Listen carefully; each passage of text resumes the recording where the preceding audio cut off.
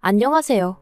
시동생 시집살이로 스트레스가 이만저만이 아닌 30대 여성입니다.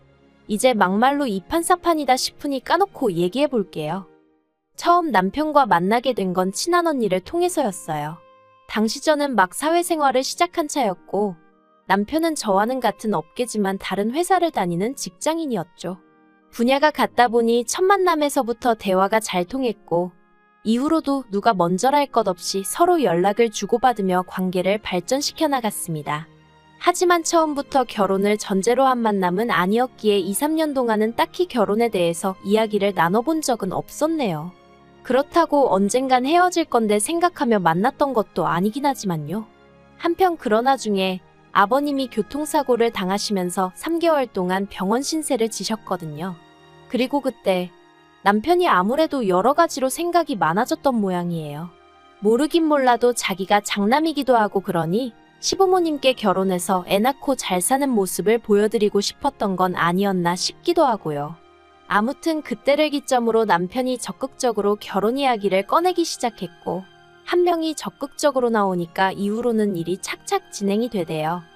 하지만 상견례 자리에서 정말 꿈에도 생각 못한 이야기를 듣게 되었습니다. 처음에 남편과의 결혼을 허락받기 위해 시댁에 인사를 드리러 갔을 때도 그런 말씀은 전혀 없으셨는데 갑자기 저희가 결혼을 하더라도 당신들은 한 푼도 보태주실 수 없다고 하셨거든요. 친정부모님도 저도 몹시 당황스러웠죠.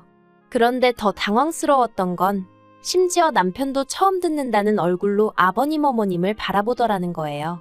하지만 두 분 다 태연하게 아들둘 키우느라 버는 족족이 써버려서 모아둔 돈도 없고 능력도 없다며 저희 친정부모님더러 그래도 둘이 좋아 죽고 못 산다니 결혼을 안 시킬 순 없지 않느냐 하시는데 시부모님의 뻔뻔한 태도에 정말 어이가 없었죠. 그래서 제가 친정부모님더러 그냥 집에 가자고 했어요. 남편에게는 시부모님하고 이게 어떻게 된 일인지 얘기를 잘 해보라 했고요. 그렇게 식당에서 나와 친정부모님 두 분 다 무슨 저런 사람들이 있냐시며 저를 위로하셨지만 솔직히 당시 저는 슬프기보단 화가 났습니다. 도대체 저랑 저희 부모님을 어떻게 보고 저런 식으로 말씀을 하시는 건지 어이가 없었죠. 정말 열불이 나서 손발이 부들거리고 가슴이 벌렁거리더라니까요. 그런데 그때 뒤에서 남편이 다급하게 제 이름을 부르며 쫓아왔어요. 그러자 친정부모님이 일단 그래도 얘기는 해보라며 자리를 비켜주셨고 그렇게 저랑 남편이 대화를 나누게 되었습니다.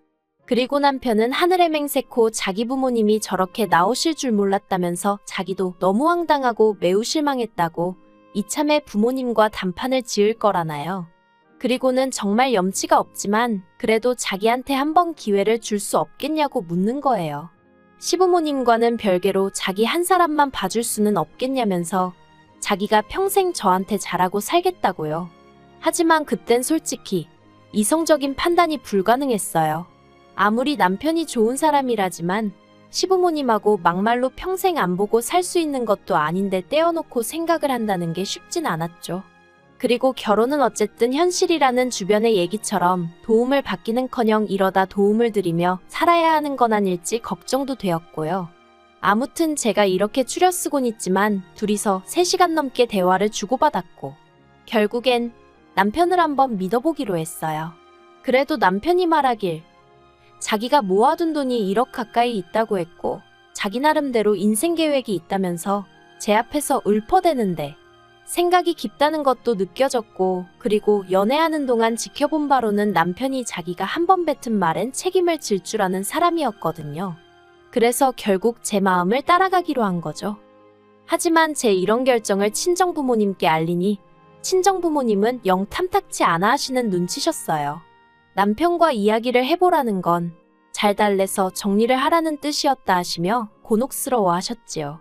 그리고 어려서부터 제가 내린 결정은 웬만하면 존중하고 믿어주시던 분들이셨지만 그때만큼은 저를 완곡히 말리시더라고요. 그래도 전 제 나름대로의 확신이 있었기에 고집을 꺾지 않았고 결국 부모님이 다시 한번 저를 믿어주시면서 그렇게 저는 남편과 부부의 연을 맺게 되었습니다. 가진 게 없으니 배째라는 시부모님을 뒤로하고 친정부모님이 집을 해주셨고 남편이 모아둔 돈으로 결혼식을 치르고 혼수를 채웠어요. 그리고 나니 돈이 좀 남아 이걸론 차를 살까 말까 하니까 친정아버지가 1,000만 원 주시면서 남편 차 사는데 보태라고 하셨죠. 예물 예단을 양쪽에서 다 생략하느라 저도 달리 받은 건 없었지만 남편한테 따로 해준 것도 없었거든요. 그러니 친정아버지께서 그게 내심 마음에 걸리셨던 모양이에요. 아무튼 남편이 저희 친정부모님이 그렇게까지 마음을 써주실 줄 몰랐다며 무척 감사해했어요. 어떻게 표현해야 하나 싶은데 전 제 결혼 생활이 이 정도면 충분히 이상적이라고 생각했고 그래서 이제 저희 결혼 생활에는 소위 꽃길만 있을 줄 알았어요. 그런데 생각지도 못한 곳에 지뢰밭이 있었으니 바로 남편의 하나뿐인 형제, 시동생이 문제였네요. 사실 시동생이 처음부터 눈엣 가시긴 했어요. 나이는 남편보다 2살 어리고 저랑은 동갑이었는데 엄연히 따지면 제가 손이잖아요. 그런데 지가 모나 되는 거 마냥 어찌나 나서는지 꼴같잖더라고요. 처음에 시댁에 인사를 드리러 갔을 때도 어머님 아버님이 뭐라 말씀도 하시기 전에 저희 집 종교가 뭔지 제사는 지내는지 그런 걸 묻더니 자기네는 사촌들하고도 사이가 다 좋아서 가족 간의 화합이 중요하다 어쩌다 하는데 전속으로 너나 잘하세요 그러고 있었네요. 그러면서 1년에 제사가 5번 있는데 절대로 빠지면 안 된다는 둥, 그리고 미리 말해두는데 제사 음식은 정성이 들어가야 한다는 둥. 그러니까 남편이 시동생더러 원래 음식은 정성이라지만 너는 뭐 먹을 줄밖에 더 아냐고 무안을 주대요? 하지만 그 소리를 듣고 시동생이 기껏 한다는 말이 우리 집안 여자로서 어떻게 해야 할지 미리 귀뜸을 해주는 거라나 어쩐다나. 어이가 없었죠.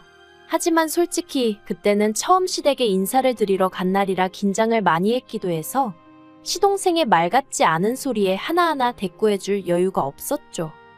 아무튼 식을 올리고 나서 보니까 제사가 무슨 5번이에요. 7번이나 있더라고요. 그런데 문제는 이 제사를 지내기 위해서는 여자들끼리 1차로 시댁에 모여서 음식을 하고 느지막이 남자들이 오면 그제서야 다 같이 시골로 이동을 하는 굉장히 비효율적인 방식이었어요. 게다가 거의 이틀에 가까운 시간을 할애해야 했는데 저는 남편과 마찬가지로 회사를 다니고 있었으니 도무지 그럴 만한 시간이 없었죠. 그래서 남편에게 내가 꼭 가야 하냐니까 안 가도 된답니다. 본가에는 자기가 얘기할 테니 걱정하지 말라면서 말이죠. 그래서 명절의 제사에는 참석하지 않았어요. 대신 어머님 계좌로 제사가 있을 때마다 30만 원씩 보내드렸습니다. 충분했을지 어땠을진 모르지만 제 나름대로 죄송한 마음을 담아 보낸 거였죠. 그리고 다행히 어머님도 그에 대해서 별 말씀 없으셨고요. 하지만 황당하게도 시동생이 또 나서더라고요. 그날도 저는 회사에 있었는데 시동생 번호로 전화가 걸려오길래 이걸 받아마라 하다가 그래도 혹시 어머님 아버님한테 무슨 일이라도 생겨서 한 전화일지도 모른다는 생각에 그냥 받았더니만 대뜸 형수 또 안 와? 이러는 겁니다. 어이가 없어서 형수가 아니고 형수님이라고 불러주세요 했더니 지금 그런 것 따지자고 전화한 게 아니래요.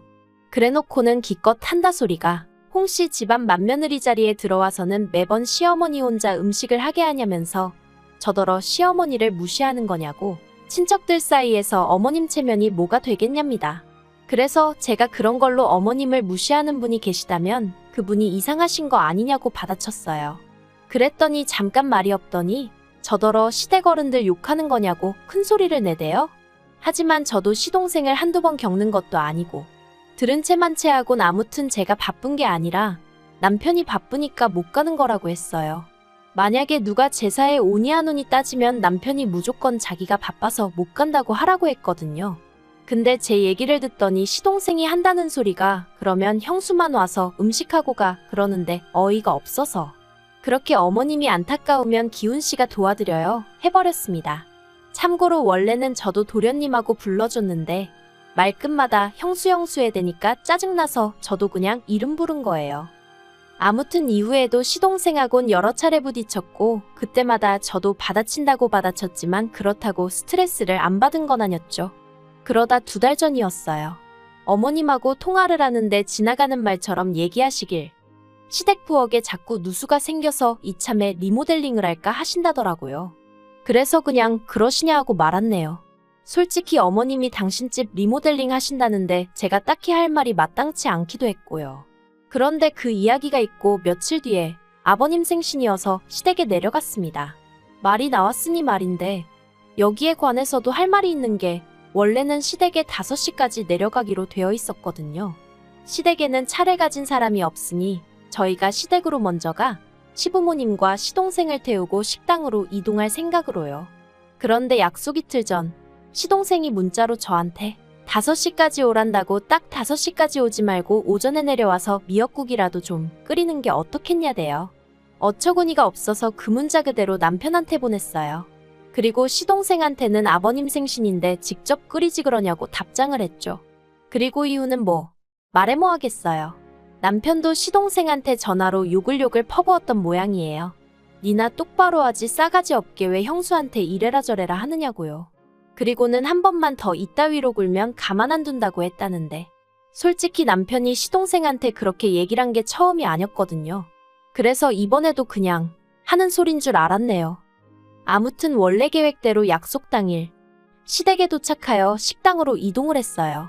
그리고 저희 아버님이 평소에도 식사하시면서 반주하시는 걸 좋아하시는데 그날은 당신 생일이었으니 더 기분이 좋으셨던 모양입니다. 아들들한테도 계속해서 술을 권하셨거든요. 그런데 저희 남편은 운전을 해야 한다며 술을 입에 대지 않았고 그래서 남편 대신 제가 조금 마셨어요. 그리고 어느덧 분위기가 무르익을 때쯤 어머님이 다시 리모델링 얘기를 꺼내시는 겁니다. 원래는 부엌만 하려고 했는데 인테리어 사무실에 가보니까 어차피 부엌만 해도 집이 엉망이 되는 건 똑같다면서 이참에 싹 다 고치고 새집같이 해놓고 살면 얼마나 좋겠냐 하더래요. 그래서 어머님도 따져보고 생각도 해보니까 또 이렇게 마음먹었을 때 하는 거지 싶으시더라며. 그러니까 결론은 집 내부를 전부 수리하셔야겠다고요. 그런데 저는 솔직히 그게 꼭 필요한가 싶었어요. 제가 알기로는 지은 지 8년인가 밖에 안 된 아파트라서 다 때려부실 필요는 없을 것 같았거든요. 하지만 말씀하시는 내내 어머님 표정이 상기되어 있었고 다른 사람들도 가만히 있는데 제가 따지고 들기가 좀 그렇잖아요. 그래서 그냥 잘 결정하셨다고만 했네요. 그런데 갑자기 어머님만 색이 확 어두워지면서 문제는 돈이랍니다. 인테리어 업자가 3천만 원을 부르더라는 거예요. 솔직히 저도 리모델링 그게 돈이 한두 푼 드는 게 아닐 텐데 하는 생각을 아닌 게 아니라 했었거든요. 하지만 통화하실 때 돈이 있고 없고 그런 말씀은 안 하셨으니 저도 크게 신경 쓰진 않았죠. 그런데 알고 보니 돈도 없으신 상황에서 계획만 세워두신 거였더라고요. 그리고 그때 시동생이 저희 부부더러 얼마나 보탤 거냐고 묻는 거예요. 무슨 귀신 씨나라 까먹는 소린가 싶어서 제가 시동생을 쳐다봤어요. 남편도 대번에 돈이 어딨냐며 정색을 했고요. 그러니까 이번엔 아버님이 너네가 결혼한 지가 얼만데 아직도 돈을 못 모았냐면서 살림을 어떻게 하는 거냐고 언성을 높이시는 거예요. 주변에 사람들도 많은데 민망하고 억울하고 짜증도 나고.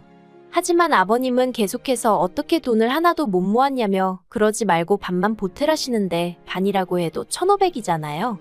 황당하다 못해 어이가 없어서 웃기더라니까요. 그래서 없다고 했어요. 남편도 저도 둘 다 그렇게 큰 돈은 없다고요. 그리고 그날 결국 분위기가 엉망이 돼서 집에 왔어요. 시댁으로 돌아가는 차 안에서 시동생이 뚫린 입이라고 자식이 돼서 그러는 거 아니라는 둥, 형이 변했다는 둥 헛소리를 찍찍해대니까 남편이 시동생더러 조용히 하라고 한마디 하대요. 그런데 황당하게도 어머님께서 당신은 아들 키워서 남 좋은 일 시켰다는 이해 못할 말씀을 하시는 거예요. 그래도 결과적으로 못해드린다고 했고 시부모님도 현실을 받아들이셨을 거라 믿었습니다. 그런데 이달 초 어머님이 결국엔 리모델링을 하기로 했다면서 소식을 전해오셨어요.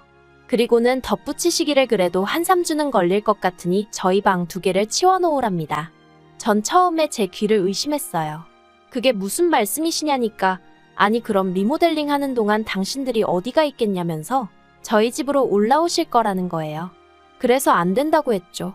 저나 남편이나 다 출근하고 나면 빈집인데 시부모님의 시동생까지 부담스럽고 어렵다고요. 당장 방을 비우기도 어렵고 여러 가지로 어렵다 죄송하다 몇 번이나 말씀을 드렸습니다. 그랬더니 아마 어머님과 제 통화를 아버님과 시동생도 듣고 있던 모양이에요. 아버님이 전화기 내놔라 어째라 난리가 났고 34평짜리에서 둘이 살면서 시부모도 못 오게 하냐 어쩌냐 싸가지가 있네 없네. 그래서 제가 회사라 통화 길게 못한다. 나중에 다시 남편하고 연락드리겠다 하고 일단 전화를 끊었습니다. 마음이 심란하여 도통 일이 손에 잡히질 않아 결국 평소보다 조금 일찍 퇴근을 했어요. 그리고 남편에게 전화하여 이런 일이 있었다 하니 자기도 바로 집으로 오겠다대요. 그리곤 얼마 안 있다 저더러 바로 지금 시댁에 가자더니 진짜 시댁으로 향했습니다. 시부모님께선 저희가 평일 저녁에 그렇게 올 거라곤 생각지 못하셨겠죠. 꽤 당황하신 얼굴로 저희를 맞으셨거든요. 그리고 밉상 시동생도 집에 있었어요. 아무튼 좋은 일로 찾아간 게 아니었던 만큼 바로 본론으로 들어갔습니다. 남편이 어머님 아버님 떨어 도대체 무슨 얘기냐고, 리모델링은 뭐고 우리 집엔 왜 오신다는 거냐 하니까 그러면 집안을 다 뒤집어 엎는다는데 여기서 우리 셋이 어떻게 지내냐며 어머님 아버님 시동생 할 것 없이 다들 난리더라고요. 그러자 남편도 그러니까 대책도 없이 일단 리모델링부터 하겠다 하고 통보를 해오면 어떡하냐면서 화를 내대요. 그런데 그때 시동생이 한다는 말이 남편더러 너무한다면서 부모님을 무시해도 정도가 있는 거 아니냐고.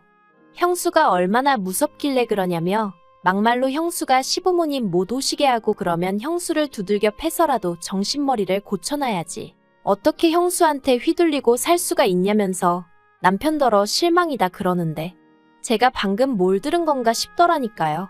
그래서 제가 지금 진심으로 하는 얘기냐니까 시동생이 제가 지 마누라였음 벌써 뒤지게 맞았답니다. 그런데 그 순간 저보다 남편이 먼저 주먹을 날려 시동생 얼굴을 정통으로 갈겼어요. 보자 하니까 못하는 말이 없다면서. 남편한테 한 대 맞고 나가떨어진 시동생은 쌍코피가 났고 어머님 아버님은 형이 돼서는 동생을 이렇게 패냐고 고함을 치셨습니다. 그리고는 어머님은 대뜸 해준 거 없다고 시부모 괄시하는 거 알면서도 당신이 아무 말 안 했지만 저 때문에 형제간이 이렇게 된 건 못 참는다며 저더러 남편하고 이혼하랍니다.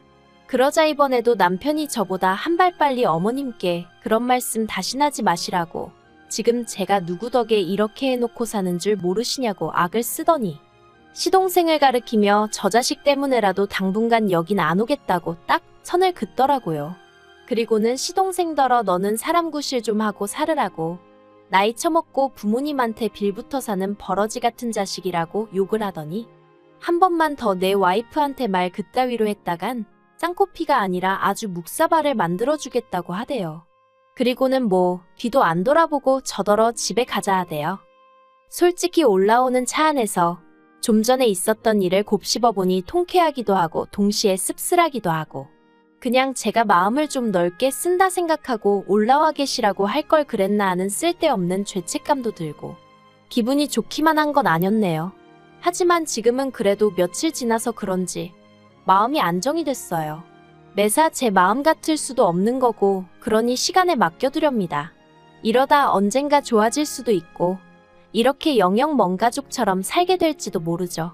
하지만 전 그냥 저랑 남편만 생각하면서 살아야겠어요. 적어도 남편이 그때 그 약속처럼 계속해서 제 곁에서 저를 든든히 지켜주기만 한다면 적어도 두렵고 겁나는 일은 없을 것 같으니까요.